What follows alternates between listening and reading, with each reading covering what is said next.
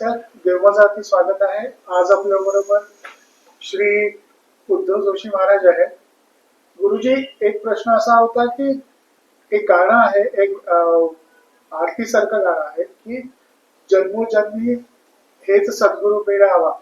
हे मी इकडे पंत महाराजांच्याकडे ते गाणं ऐकलेलं. पण मग दर प्रत्येक जन्मामध्ये आपल्याला तीच परंपरा लागते का? हा प्रश्न खऱ्या अर्थानं गूढ प्रश्न आहे आणि याचं उत्तर जर तुम्ही मला विचाराल तर ह्याचं मोठ्या अंशानं उत्तर म्हटलं तर हा हे उत्तर आहे. परंतु या जन्मी तुमच्यावरती कृपा झालेली ही कशासाठी झाली हे आपण विचार करून घेतला पाहिजे. या जन्मी कृपा झाली म्हणजे काय की तुम्हाला मोक्षप्राप्ती व्हावी, म्हणजे ह्या जीवन मृत्यूच्या फेऱ्यामधून तुम्ही कायमचं मुक्त व्हावं म्हणून खऱ्या अर्थानं मोक्ष मिळावं म्हणून ही दीक्षा झालेली असते किंवा ही जोड असते. परंतु जीवाला नेहमी नवीन नवीन जीवन घ्यायचं हे फार वेळ आहे. वेळ म्हणजे काय की त्याला पूर्णत्वाला जायची इच्छाच नसते आणि काही लोक नुसते तोंडानं वल्गणा करत असतात की मला परत पुनर्जन्म नको आहे, मला त्या ईश्वरामध्ये मिसळायचं आहे जाऊन, तोंडानं म्हणत असतात. त्यासाठी प्रयत्न आतून विचाराल तर आतून मृत्यूला सुद्धा घाबरणारी लोक आहेत. म्हणजे तुकारामांचा एक अभंग आहे, काळ जरी आला धावोनी आम्ही आनंदे नाचू गाऊ. काळ जरी मला घ्यायला आला तरी सुद्धा आम्ही त्याचं स्वागत कसं करू, नाचत गात त्याचं स्वागत करू. म्हणजे काय की मृत्यूची भीती ही संपलेली आहे आम्हाला. कारण आम्ही कोण आहोत, आम्ही वैकुंठवासी आहोत, कळलं का. आणि या कारणासाठी म्हणून इथं आलेलो आहे आम्ही. हे कारण आमचं झालेलं आहे. आता काळ जरी पुढे आला आमच्या तरी सुद्धा आम्हाला काही भीती नाहीये. काळाची भीती, काळावरती विजय मिळवलेले हे लोक होते. परंतु जीवाला काय होतं की बऱ्याच वेळेला आसक्ती जी आहे ही सोडत नाही. जीवनासक्ती जी आहे, काही लोक छोट्या छोट्या गोष्टींसाठी जीवन मृत्यूचे फेरे पुढे क्रमत असतात. काही लोक प्रेमामध्ये पडतात, ते सुद्धा काय म्हणतात, इतकं जीवनभर त्या प्रेमामुळे दुःख मिळालेलं असतं तरी सुद्धा काय म्हणतात, क्षण एक पुरे प्रेमाचा वर्षाव पडो मरणाचा. विचार करा की जीवन मिळालंय तुम्हाला, हे कशासाठी मिळालेलं आहे, हे परमात्म्याची प्राप्ती करून घ्यायची, म्हणजे जीवनाचं सोनं करून घेण्यासाठी तुम्हाला जीवन मिळालेलं आहे. पण खऱ्या अर्थानं आपण जगतोय का तसं तर नाहीये. कुठेतरी छोट्याशी अभिलाषा असते आणि त्या अभिलाषेसाठी आपण आपलं सगळं जीवन व्यर्थ घालवतो. हे जीवाच्या काही घडतंय. आणि म्हणून जीवन हा जगणं, हे जगणं नुसतं होतंय, खऱ्या अर्थाने जीवन जगणं घडत नाहीये. खऱ्या अर्थाने जीवन जगणं म्हणजे काय, त्याला जीवनाचा अर्थ समजलेला आहे आणि तो गवसण्यासाठी पुढची मार्गक्रमणा तो करतोय, म्हणजे खरंच जीवन आहे. Life is lantern between dark and dark. दोन अंधकाराच्या मधलं जे प्रवास आहे हा जीवन आहे. ज्यावेळी तुम्हाला अर्थ कळतो जीवनाचा, तर त्या वेळेला तो क्षण म्हणजे खरं जीवन आहे. कारण तिथं तुम्हाला बोध झालेला असतो की माझं जीवन कशासाठी आहे. ते जर तुम्हाला कळालं असेल तर त्या उद्देशाची पूर्तता करण्यासाठी किंवा ते मिळवण्यासाठी तुम्ही प्रयत्न करणं गरजेचं आहे. परंतु आळसामुळं म्हणा, अनासक्ती म्हणा, किंवा विपरीताची आवड, विकृतीची आवड, हे सगळे गुण असल्यामुळं माया जाळामध्ये एवढे गुरफटलेला असतो की आपल्याला हेच जग म्हणजे शाश्वत जग वाटायला लागतं. परंतु हे भासमान जग आहे हे लोकांना कळत नाही. ही सगळी जी भेट आहे ही चौरस्त्यावर मिळालेले लोक आहेत. ते पत्नी असो, आई वडील असो, मुलं असो, हे कुठे मिळाले, हे चौरस्त्यावर आहे. त्यामुळे प्रत्येकाला आपापल्या मार्गाने पुढे जायचं आहे. नवरा बायकोचं जीवन सुद्धा कसं आहे की एक ओंडका जो आहे, दोन ओंडके सागरामध्ये एकमेकाला भेटतात आणि एक लाट जी असते ती काय करते, त्यांना तोडून विभक्त करते. ते लाट म्हणजे काय तर मृत्यू आहे. मृत्यू माणसाला विभक्त करत असतो, ते शाश्वताची जाणीव करून देत असतो. परंतु जीवाला शाश्वताची जाणीव झाली तरी सुद्धा, त्याचं ज्ञान झालं तरी सुद्धा तो त्यातच गुरफटून राहतो. जसे कमळामध्ये भुंगा आहे जो आहे, तो भुंगा काय करत असतो, मकरंद घेण्यासाठी तिथं आलेला असतो. परंतु तो त्याच्या मोहामध्ये एवढा अडकतो की सूर्यास्त झाल्यानंतर त्या कमळाची पाकळ्या ज्या असतात त्या मिटतात.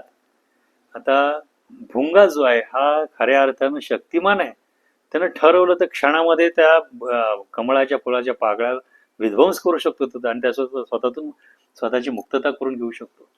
परंतु तो तसं करतो का? तर नाही करू शकत. त्या मऊ कोमल पाकळ्यांमध्ये तो काय करतो? कैदी होऊन राहतो. असं जीवन आहे.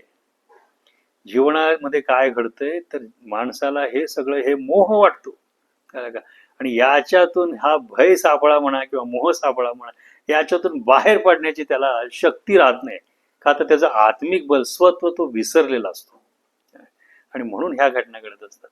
म्हणून जीवाला नेहमी काय घडलं पाहिजे की उद्धाराची तळमळ असली पाहिजे आणि त्यासाठी त्यानं बाकी सगळ्या गोष्टी ज्या आहेत ह्या दुय्यम स्थानावरती ठेवल्या पाहिजेत. गुरुजी तुम्ही सांगितलं ते कमळातून त्यांनी स्वतःला बाहेर काढलं पाहिजे, त्यालाच मोक्ष म्हणतात का? याला मोक्ष म्हणत नाहीत. याला त्या जीवाचं धाष्टर्य म्हणतो आपण. मोक्ष म्हणजे काय? मृत्यूनंतर तुम्ही त्या ईश्वराच्या मध्ये लीन झाला पाहिजे, विलीन झाला पाहिजे तिथे. त्याच्यामध्ये आणि तुमच्यामध्ये काय अंतर राहत आहे. म्हणजे देव पहावयासी गेलो, देव होऊन तेथेची ठेवलो. हे कसं घडतं? कारण जीवन मृत्यूच्या फेऱ्यामधून माणूस ज्यावेळेस जात असतो त्यावेळेस काय करत असतो? कर्म करताना त्याच्याकडून पुण्यही घडत असतं, पापही घडत असतं. आणि जेवढं जे जास्त असेल त्याचा पगडा म्हणून त्याला परत काय होतं? भोगण्यासाठी ते हे दोन्ही फळं आहेत. प्रत्येक कर्माची फळं जी आहेत ती पाप आणि पुण्य आहे. तर ते काय करत असतो? पुढचा जन्म तुम्हाला ते खास भोगण्यासाठी म्हणून पाठवलं जातं. मग असे काही पुण्यात्मे असतात की त्यांच्याकडे पुण्य भरपूर साठलेलं असतं. अशा पुण्यवान लोकांना सप्त स्वर्ग आहेत. त्या सप्त स्वर्गामध्ये त्याच्या पुण्याप्रमाणे त्याला पाठवलं जातं. तिथं फक्त सुख आहे. परंतु सुख जरी असलं तरी सुद्धा ते भोगल्यानंतर परत काय करावं लागतं? त्याला पुनर्जन्म घ्यावा लागतो. आणि परत सुख पुण्यार्थ एवढा असताना सुद्धा पुण्य करताना पाप घडत जातं त्याच्याकडून, किंवा नुसतं पुण्य असलं तरी ते उपभोगण्यासाठी येतो आणि परत पाप घडतं. अशाही घटना घडतात. त्याच्यामुळे ह्याच्यातून तो मुक्त होत नाही. मग मुक्त होतो कधी? कारण ईश्वराच्या ठिकाणी फार मोठी व्यवस्था आहे. एक म्हणजे त्याचं संचित आहे. संचित म्हणजे काय? तर त्याचं पुण्याचं गाठोड आहे. जे पुण्यवान असतात मोठे त्यांचं एक पुण्याचं गाठोडं ईश्वर काय करत असतो? त्याच्याजवळ ठेवत असतो. आणि पाप जे आहे पापकर्म ते भोगण्यासाठी त्याला पाठवत असतो. तर पाप कर्म भोगल्यानंतर काय होणार आहे? भोगताना नुसतं पापच भोगायचं म्हणलं तर जीवनामध्ये सतत निराशा येईल त्या माणसाच्या. कधीही त्याला आनंद होणार नाही. म्हणजे आत्मा हा आनंद घन आहे असं आपण म्हणतो. मग त्या आत्म्याला नेहमीच दुःख मिळणार असं होणार. मग त्याच्यासाठी काय केलं जातं? थोडंसं पुण्याचा भाग सुद्धा त्याच्याबरोबर दिला जातो. म्हणजे काय? की आनंद दुःख भोगताना सुद्धा अशी काही घटना पुढे घडत असते की त्याच्यामुळे त्याला त्याच्यात आनंद मिळतो. जीवनामध्ये जगण्यासाठी त्याला रस निर्माण होतो. परंतु विचार करा की जसं आपण म्हणतो की आजोबा गेल्यानंतर नातू जन्माला आला. आजोबा गेल्याचं आपल्याला दुःख असतं, परंतु नातू जन्माला आल्याचा आनंदही असतो. म्हणजे जीवन हे बॅलन्स करण्याचं कार्य जे आहे ते काय करत असतो? ईश्वर करत असतो. आता ज्या वेळेला तुम्हाला मोक्ष मिळतो म्हणजे काय होतं? की दोन्ही समसमान भोगून होतं. पाप जे आहे पूर्णपणे भोगून संपलेलं असतं. आता पाप भोगताना सुद्धा पुण्य तयार झालेलं असतं, हे की नाही? परंतु ज्या वेळेला हे कार्य करतोय आपण, कोणती क्रिया करतोय, ही मी करत नाही, तर करता मी नाहीये. करता कोण आहे? तर राम करता हे जर भाव असेल तर जो करता असतो त्याला त्याचं फळ जातं. कळलं का? म्हणजे पाप असेल किंवा पुण्य असेल, हे जे कार्य आहे हे कोणाचं? सद्गुरूंचं कार्य आहे. मी फक्त माध्यम आहे त्याचा. माझ्या हातून ते घडतंय, पण घडवणारा सुद्धा तोच आहे आणि त्याचं श्रेय त्याचंच आहे. हे ज्यावेळेला होतं त्यावेळेला काय होतं? पुण्य आणि पाप हे समसमान होतं. जे काही पुण्य झालं ते त्याचं असतं. त्यामुळे या ठिकाणी पृथ्वीवरती आपल्याला पाप आणि पुण्य आपण भोगून रिक्त होतो आणि ते संचित जे आहे हे जाळण्याचं सामर्थ्य त्या ईश्वराचं आहे आणि याप्रमाणे त्या जीवाला पूर्ण मोक्ष मिळत असतो. तर खरा मोक्ष जो आहे तो या पद्धतीचा आहे. आता अध्यात्मामध्ये सुद्धा गोष्ट वेगळी आहे. बाह्य जगामध्ये आपण ऐकलं असेल की आत्मबोध झाला की तुम्हाला मोक्ष मिळाला असं समजतं. आपण कोण आहोत? क्वस्त्वम, तुम्ही कोण आहात याची जाणीव जर झाली तर तुम्हाला मोक्ष झाला असं समजतात. पण खऱ्या अर्थानं हे सत्य आहे का? तर हे अर्धसत्य आहे. तुम्हाला तुमचा आत्मबोध होणं हे जे आहे हे परमार्थाची खरी पहिली पायरी असं म्हणायला पाहिजे. कारण तिथून पुढचा जो प्रवास आहे हा प्रवास अध्यात्माचा प्रवास सुरू होतो, त्या परमात्म्याच्या प्राप्तीचा प्रवास सुरू होतो. आणि ज्या वेळेला त्या परमात्म्याची प्राप्ती होते त्याला आपण भेटतो. देव पहावयासी गेलो, देव होऊन तेथेची ठेलो.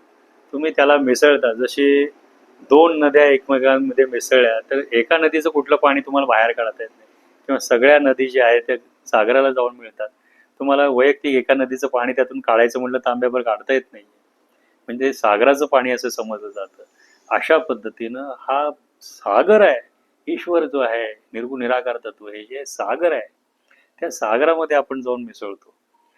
आणि त्याच्या फ्रिक्वेन्सी आपल्या फ्रिक्वेन्सी मॅच होतात, त्याच्या प्रॉपर्टीज आपल्या प्रॉपर्टीज मॅच होतात आणि आपण त्याला भेटतो. तर ती जी भेट आहे तीच खऱ्या अर्थानं परमोच्च असा मोक्ष जो आहे तो मोक्ष आहे. त्याच्यातून परत येणं नाहीये. आणि निर्गुण निराकार तत्व जे आहे हेच सद्गुरु तत्व आहे. एक मोठा गोळा असतो असं समज करा, आणि त्याच्या कालांतरानं हवा पाणी लागून त्याचे लहान लहान शकलं होतात तयार. त्याचे अगदी अणु रेणू एवढे पार्ट्स तयार होतात.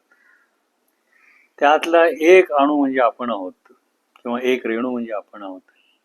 म्हणून आपल्या प्रॉपर्टीज आणि त्या मोठ्या गोलाच्या प्रॉपर्टीज ह्या एकच असतात. फक्त त्याची आयडेंटिटी वेगळी असते, आपली आयडेंटिटी वेगळी आहे. कारण आपण जीवदशेत आलेलो आहे, आपण लहान आहोत. जरी आपल्या प्रॉपर्टी सेम असल्या तरी सुद्धा आपण लहान आहोत, आपलं अस्तित्व आहे. जसं दोन नद्या एकत्र मिळायच्या अगोदर त्याचं अस्तित्व असतं, त्याची आयडेंटिटी असते, परंतु मिसळल्यानंतर एकच सागर होतो तयार त्याचं. तसं याच्यामध्ये जोपर्यंत आपण त्याला मिसळत नाही तोपर्यंत आपल्याला स्वतःची वैयक्तिक आयडेंटिटी आणि त्याला त्याची आयडेंटिटी आहे. आपण ब्रह्म आहोत, ते परब्रह्म आहे, परात्पर ब्रह्म आहे, ते मोठं आहे आपल्यापेक्षा. ज्या वेळेला हे गुरुत्वाकर्षण, गुरुतत्व आकर्षण, ते तत्व आहे ते आपल्याला अट्रॅक्ट करत असतं, त्या पद्धतीनं आपण त्याला अट्रॅक्ट होतो. आणि अशी एक वेळ येते की जसं लोहचुंबकाच्या जवळ कुठल्याही छोटा चुंबक किंवा लोखंडाची वस्तू गेली तर ती काय होते, त्याला जाऊन चिपकते. तसं त्याच्याजवळ आपण गेलो की काय होतं, आपण त्याला चिपकतो आणि नंतर आपल्याला वैयक्तिक आपलं अस्तित्व राहत नाही. का तर ते सुद्धा कोणत्या फॉर्ममध्ये, वेव्ज फॉर्ममध्ये, एनर्जी फॉर्ममध्ये. आपण सुद्धा एनर्जी फॉर्म आहे. एनर्जीत एनर्जी मिसळल्यानंतर परत वेगळी एनर्जी कुठे दाखवता येत नाही. त्यामुळे आपलं अस्तित्व हेच सद्गुरु तत्व राहतं, आणि तो खऱ्या अर्थानं मोक्ष आहे. आणि तो प्रत्येक जीवाला भेटावा यासाठी जीवानं प्रयत्न केले पाहिजे. त्यासाठी हा जन्म आहे. आणि त्यासाठी जे काही सत्कार्य करायचे असतील, जीवनभर करायचं ते करावं त्यानं. आणि शेवटी त्या पंथाला गेलं पाहिजे, त्याला भेटलं पाहिजे. आणि हे कधी शक्य होतं, ज्यावेळेस तुमच्या डोक्यावरती गुरुचा कृपाशीर्वाद असतो. गुरुचा कृपाशीर्वाद असल्याशिवाय या मृत्यू लोकामध्ये कोणाचाही उद्धार होत नाही. म्हणजे काय की तुम्हाला परमोच्च असा मोक्ष प्राप्त होत नाही. गुरुचा कृपाशीर्वाद असल्यानंतरच मोक्ष प्राप्त होत आहे. म्हणूनच काय की आपल्याला श्रीकृष्ण, राम हे जे मोठे अवतारी पुरुष होऊन गेले ते प्रत्यक्ष परब्रह्म होते, तरी सुद्धा त्यांना मृत्यूलोकी जन्म घेतल्यानंतर त्यांना गुरु करावा लागला. आणि गुरु केल्यामुळंच ते परत त्यांच्या पदाला जाऊन पोहोचले. हा खरा मोक्ष आहे.